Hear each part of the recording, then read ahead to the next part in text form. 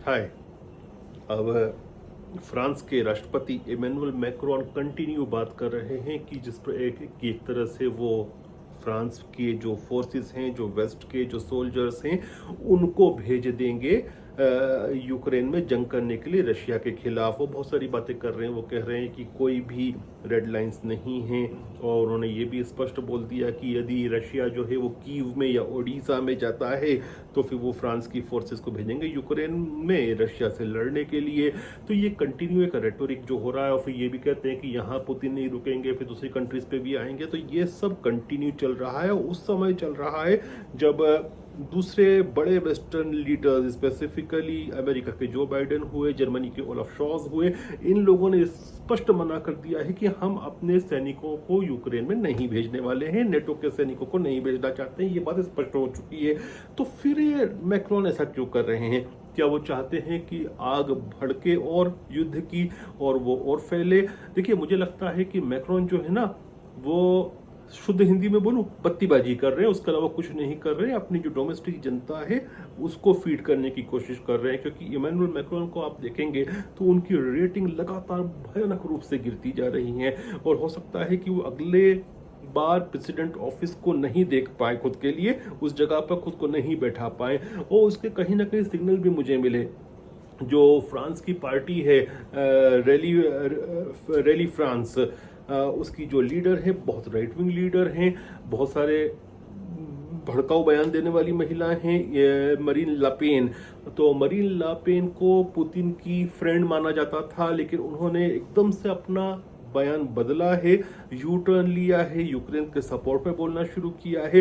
तो मुझे लगता है कि कहीं ना कहीं जो ब्रिजेस हैं ब्रसल्स के और पेरिस के बीच में, मरीन लपेन के बीच में, खासतौर से पेरिस नहीं, मरीन लपेन के बीच में, उसको भरने की कोशिश की जा रही है। हो सकता है दोनों तरफ से, हो सकता है एक तरफ से, लेकिन कहीं ना कहीं अपने जो स्टैंड है उसको प्रो वेस्टर्न टाइप का, थोड़ा सा जो नर्म पंथी की तरफ जाके दिखाने की कोशिश कर रही हैं, ताकि उनका सपोर्ट हो सकता है कि वेस्टर्न करें, वेस्टर्न सरकारें। क्योंकि हम देख रहे हैं कि बहुत सारी कंट्रीज में जहां इस प्रकार के फिर एलिमेंट्स आते हैं पावर में, वो अल्टीमेटली सरकार नहीं बना पाते। और उसमें कहा जाता है, मुझे श्योर नहीं है, कि उसमें ब्रसल्स का और यूरोपियन यूनियन का भी एक हाथ होता है।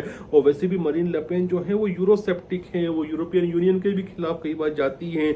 तो यूरोपियन यूनियन उनके साथ कंफर्टेबल बिल्कुल नहीं होगा, ये आप मान के चलें। तो हो सकता है कि जो ब्रिजेस है उसको पाटने की कोशिश की जा रही है। लेकिन अभी अगर आप इमैनुअल मैक्रोन को देखें तो आप ये पाएंगे कि मैक्रोन ने अभी कुछ समय पहले भी इस प्रकार की बातें की थी, जब निगर में, उत्तर अफ्रीका में जब मिलिट्री कूप हुआ था और वहां की जो मिलिट्री सत्ता आई, उसने साफ शब्दों में कहा था कि फ्रांस के जो सोल्जर्स हैं वहां पर निगर में, उनको निकलना होगा।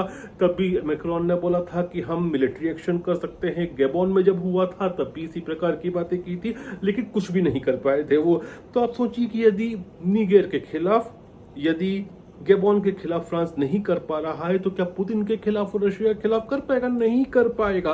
वो बस एक ऐसी कोशिश कर रहे हैं, मुझे लगता है, कि अपना आपको ऐसा दिखाएं कि वो एक नेपोलियनिक फिगर हैं।